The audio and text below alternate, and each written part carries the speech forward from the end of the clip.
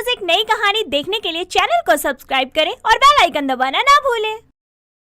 निर्मला अपनी बड़ी बहू सोनी और अपने छोटे बेटे राहुल के साथ रहा करती थी।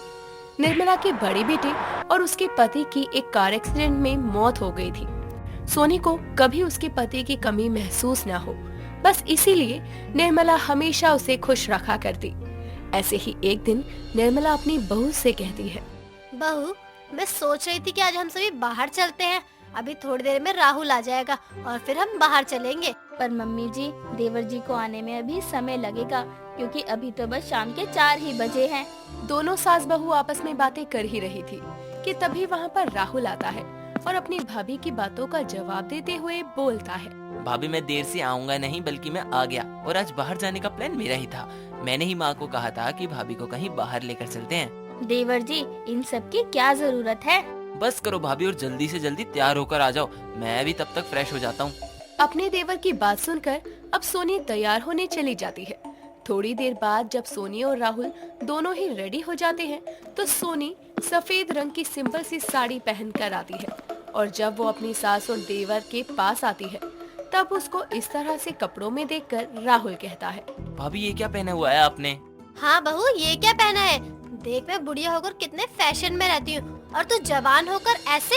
मम्मी जी, देवर जी, मैं एक विधवा हूँ और विधवा को साज सजावट शोभा नहीं देता, और अगर मैंने ये कर लिया तो दुनिया मम्मी जी को ताने मार मार कर मार देगी। भाभी ये क्या बोल रही हो आप? और आप तो जानती ही हो कि दुनिया का काम होता है ताने देना। अब बस मुझे आपके मुंह का और कोई लफ्ज नहीं सुनना है, बस इसीलिए आप और कोई अच्छी सी साड़ी पहन कर आ जाओ। सोनी अब राहुल और अपनी सास की बात मानकर एक रंगीन रंग की साड़ी पहन कर आती है, जिसके बाद वो सभी बाहर डिनर पर जाती है। ऐसे ही समय बीतता है और एक दिन सोनी अपनी सास को कहती है, माँ जी, आपको नहीं लगता कि अब देवर जी के हाथ पीले कर देने चाहिए? हाँ बहू, वैसे तो बोल तो बिल्कुल सही रही है। हमारा राहुल शादी के लायक हो गया है। आने दे आज उसको, जब वो आएगा तब मैं उससे इसकी शादी की बात करूँगी। अब निर्मला और सोनी राहुल का इंतजार करने लगते हैं और जब राहुल घर आता है तब निर्मला राहुल से कहती है, राहुल, मैं सोच रही थी कि जब तू इस घर को संभाल सकता है तो तू अपने घर भी तो बना सकता है ना।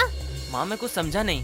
राहुल, अब तो शादी लायक हो गया है और इसलिए मैं तेरी शादी करवाने की सोच रही हूँ। अगर तुझे कोई पसंद है तो मुझे बता दे, नहीं तो मैं अपनी पसंद की लड़की देखकर तेरी शादी करवा देती हूँ।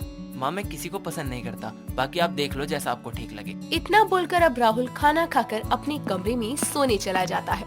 ऐसे ही कुछ समय और गुजरता है और बहुत जल्द राहुल के लिए एक बहुत अच्छी लड़की जिसका नाम प्रीति था, उसका रिश्ता आता है, जिसके बाद जल्द ही राहुल और प्रीति की शादी भी होती है। शादी के बाद जब प्रीति अपने ससुराल पहुंचती है और अपनी जेठानी को रंगीन साड़ी में पूजा की थाल पकड़े देखती है तो प्रीति घर की चौखट पर ही खड़े हुए बोलती है, मम्मी जी, मैं माफी चाहूंगी, लेकिन कुछ बोलना चाहती हूँ। हाँ बहू, बोल, क्या बोलना है? मम्मी जी, शादी से पहले मैंने सुना था कि मेरी एक जेठानी है और वो विधवा हो गई है, पर यहाँ तो मेरी जेठानी ने रंगीन कपड़े पहने हुए हैं, साथ ही उन्होंने शगुन की थाल भी ले रखी है। घर में बहुत मेहमान थे, बस इसीलिए निर्मला अपनी बहू को जवाब देना सही नहीं समझती और अपनी छोटी बहू से कहती है, बहू, मैं भी विधवा हूँ और ये सब आज के जमाने में कहाँ माना जाता है। खैर, तू इतना बोल ही रही है तो मैं तेरी जेठानी के हाथ से पूजा की थाली ले लेती हूँ। ला बहू, ये थाली मुझे दे दे, तू अंदर चली जा, मैं यहाँ का काम संभाल लूंगी। जी माँ जी। प्रीति की बात कहीं न कहीं सोनी को हर्ट कर जाती है और वो अपने कमरे में चली जाती है। तो वहीं दूसरी तरफ अब घर में सारी रस्में खत्म होने के बाद सभी मेहमान अपने अपने घर चले जाते हैं। कुछ ही देर बाद निर्मला अपनी छोटी बहू से कहती है, बहू, तो अपनी सोच को थोड़ा डेवलप कर ले। मैंने ही बड़ी बहू को रंगीन साड़ी पहनने को कहा है। हाँ प्रीति, माँ सही बोल रही है, बल्कि केवल माँ ने ही नहीं, बल्कि मैंने भी भाभी को ऐसे रंगीन कपड़े पहनने को कहा था। आप दोनों जरा मेरी बातों को समझने की कोशिश करना। मैं ये नहीं कह रही कि उन्होंने रंगीन कपड़े क्यों पहने, पर बस मैं ये कहना चाहती हूँ कि बाहर लोगों का कहना और मानना काफी अलग है, और कोई मेरे घर पर उंगली उठाए ये मुझसे बर्दाश्त नहीं होता है। बाकी मैं कुछ गलत नहीं कहना चाहती थी। हाँ बहू, मैं समझ गई, पर सोनी को बहुत बुरा लगा है। तूने उसको सभी के सामने इस तरह से बोल दिया। हो सके तो कल सुबह उससे माफी मांग लेना। उफ, माफी? माय फुट, मैं क्या, मेरी जूती भी माफी ना मांगी? अब मैंने कौन सा गलत बोल दिया जो मैं माफी मांगू? मम्मी जी, मैं बहुत थक गई हूँ। अरे हाँ हाँ राहुल, इसको अपने साथ ले जा। जी माँ। राहुल अब अपनी पत्नी को अपने कमरे में ले जाता है और शादी के बाद प्रीति अपने घर की जिम्मेदारियां बखूबी निभाती है। दिन गुजरते हैं और निर्मला की छोटी बहू का ताना सोनी के ऊपर काफी कसता जा रहा था। हर चीज के लिए प्रीति कोई न कोई ड्रामा करती। ऐसे ही एक दिन राहुल अपनी भाभी के लिए काली रंग की साड़ी लाता है और अपनी भाभी को देता है, पर ये सब कुछ प्रीति देख लेती है और अपने पति के ऊपर चिल्लाते हुए कहती है, राहुल जी क्या हो गया है आपको, जो आप दीदी के आसपास ही रहते हैं? प्रीति ये क्या बोल रही हो तुम? और क्या कहूँगी, जब से इस घर में आई हूँ तब से देख रही हूँ सभी लोग दीदी के आगे पीछे लगे रहते हैं। मुझे तो कोई पूछता भी नहीं है। मुझे तो लगता है कि आपका और आपकी भाभी का कोई चक्कर चल रहा है। अरे जब ये नाजायज संबंधी बनाने थे तो मुझसे शादी कर यहाँ क्यों लाए हो? हर वक्त अपनी भाभी के पल्लू से ही बंधकर इधर उधर करते रहते हो। उसकी बात सुनकर राहुल को बहुत गुस्सा आता है और अब वो प्रीति को एक जोरदार थप्पड़ मारकर कहता है, बस प्रीति बहुत हुआ, बोलने की भी तमीज होती है, लेकिन तुम में तो वो भी नहीं है। भैया नहीं रहे बस इसीलिए मैं भाभी की देखभाल करता हूँ, लेकिन तुम्हारी सोच ने तो मुझे शर्मिंदा करके रख दिया। भाभी मेरी भाभी नहीं बल्कि माँ है। इस घर में मैंने कभी खुद की एक माँ नहीं पाई, हमेशा अपने आसपास दो माओ को देखा है। एक वो जिसने मुझे पैदा कर पाल पोस कर इतना बड़ा किया, और दूसरी वो जो तुम्हारे सामने खड़ी है। पर तुम्हारी सोच इस हद तक गिर जाएगी मैंने कभी नहीं सोचा था। प्रीति और राहुल की बहस हो ही रही थी, तभी वहाँ पर निर्मला आती है और अपनी छोटी बहू से कहती है, बहू क्या हुआ, तुम दोनों इस तरह चीख चीख कर बहस क्यों कर रहे हो? मम्मी जी मैं कह देती हूँ, आज से इस घर में या तो ये रहेंगी या फिर मैं। बहुत हो गया इन दोनों का। पर हुआ क्या? माँ, इस औरत की वजह से आज मेरे पति ने मुझ पर हाथ उठाया। खुद के पति को तो खा गई है और अब मेरे पति पर डोरे डाल रही है। राहुल हमेशा इसे कुछ न कुछ लाकर दिया करते थे। जब मैंने इनको टोका तो ये छुपकर इनको सारी चीजें देने लगे। पता नहीं इसने ऐसा कौन सा जादू कर दिया है मेरे पति पर। बहू तू मेरी छोटी बहू है, पर मैं नहीं जानती थी कि मेरी छोटी बहू की छोटी सोच होगी। बहू ये अपनी भाभी को माँ मानता है। तुझे पता है मेरी बड़ी बहू के पति ने ही यह घर खड़ा किया था, साथ ही इस घर को बनाए रखा। लेकिन बदकिस्मती से भगवान ने मेरे बेटे को मुझसे और सोनी से छीन लिया, लेकिन फिर भी इसने इस घर को जोड़े रखा है। बहू अगर मेरी बड़ी बहू ऐसी होती ना तो मैं तेरी शादी कभी राहुल से नहीं करवाती, बल्कि अपनी बड़ी बहू की ही शादी राहुल से करवा देती। लेकिन इसमें तेरी गलती नहीं है, गलती तेरी छोटी सोच की है। तेरी इस छोटी और घटिया सोच ने तुझे कुछ सोचने ही नहीं दिया। सभी आपस में बातें कर ही रहे थे कि तभी सोनी आकर कहती है, मम्मी जी, राहुल आप दोनों प्रीति को कुछ मत कहो। अगर इसकी जगह मैं होती तो शायद मैं भी इसके जैसे ही रिएक्ट करती। पर कोई बात नहीं प्रीति, अगर तुम चाहती हो कि मैं यहाँ से चली जाऊँ तो मैं यहाँ से चली जाऊँगी और कभी नहीं आऊँगी। बहू तू ये क्या कर रही है? हाँ भाभी, आप ही क्या कह रही हैं? आपको पता है ना आपके बिना ये घर सूना हो जाएगा। नहीं राहुल, ऐसा कुछ नहीं होगा। मैं बस इस घर से अपने घर जा रही हूँ, आप सभी के दिल से नहीं। और वैसे भी मेरे मायके में कोई नहीं है। बाबा के जाने के बाद मेरे बाबा का बिजनेस अंकल देख रहे हैं। अब मैं वहाँ जाऊंगी तो खुद संभाल लूंगी। ख्याल रखना सबका प्रीति। इतना बोलकर सोनी घर छोड़कर चली जाती है। तो वहीं अब अपनी आंखों में आंसू लिए राहुल कहता है, आज तुमने इस घर से मेरी भाभी को निकाल ही दिया, पर याद रहे तुमने उन्हें यहाँ से निकालकर मेरे दिल में अपने लिए हमेशा हमेशा के लिए नफरत पैदा कर ली। राहुल अपनी बात पूरी कर अपने कमरे में चला जाता है।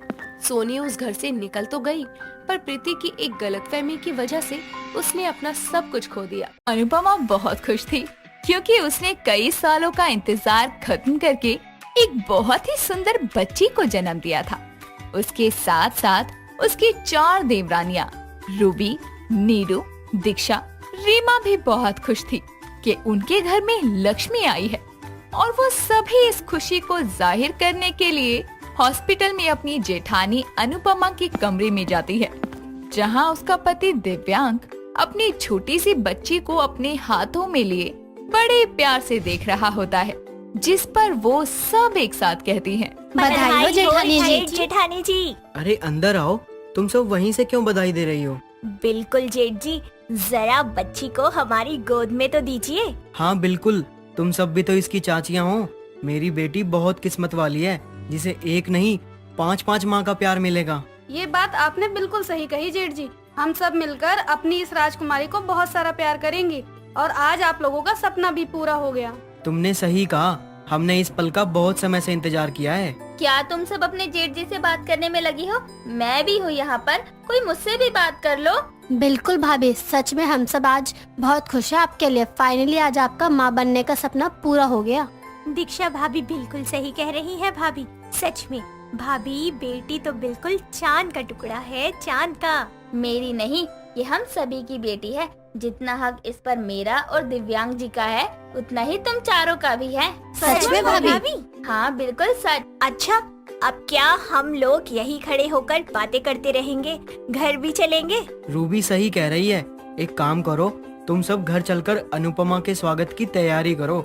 मैं हॉस्पिटल की फॉर्मेलिटीज पूरी करके अनुपमा के साथ घर आता हूँ। जी जेठ जी। इतना कहकर चारों घर के लिए निकल जाती हैं।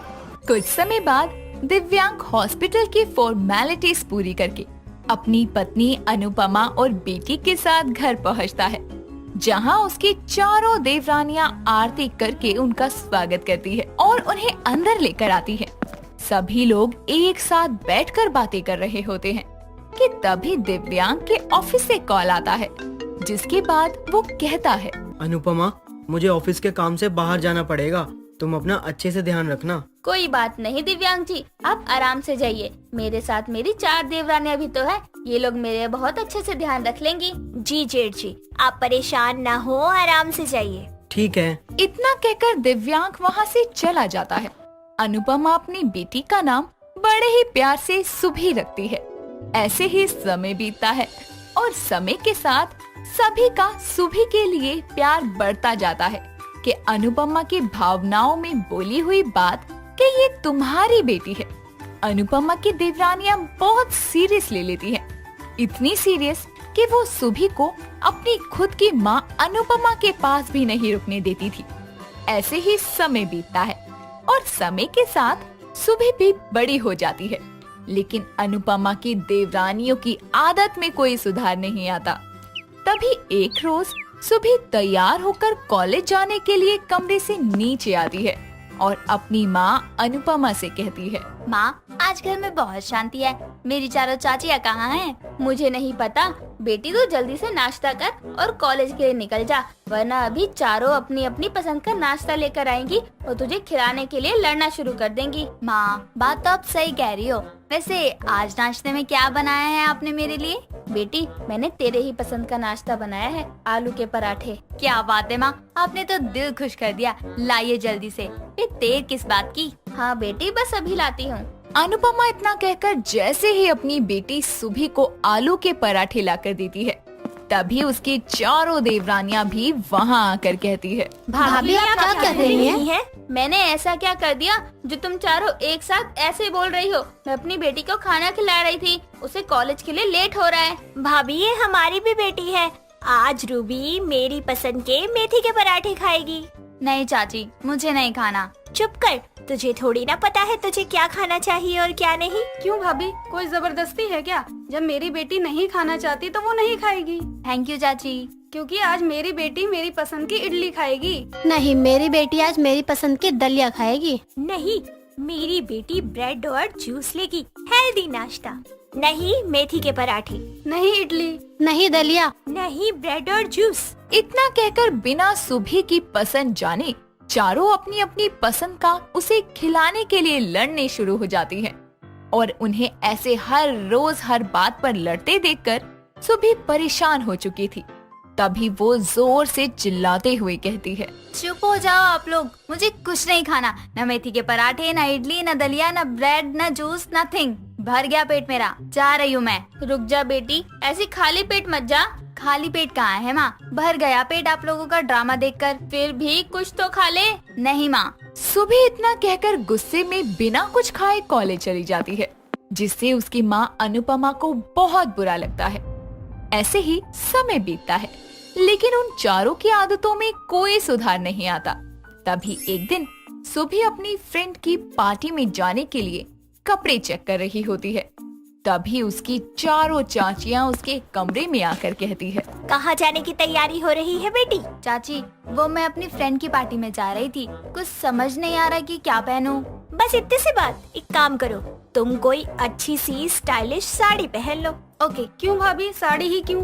मुझे लगता है कि इसको कोई अच्छी सी वेस्टर्न ड्रेस पहननी चाहिए। नहीं, मुझे लगता है कोई अच्छा सूट पहनना चाहिए। इतना कहकर वो चारों फिर से सुभी पर अपनी पसंद थोपना शुरू कर देती है। रोज रोज इस तमाशे से सुभी परेशान हो चुकी थी।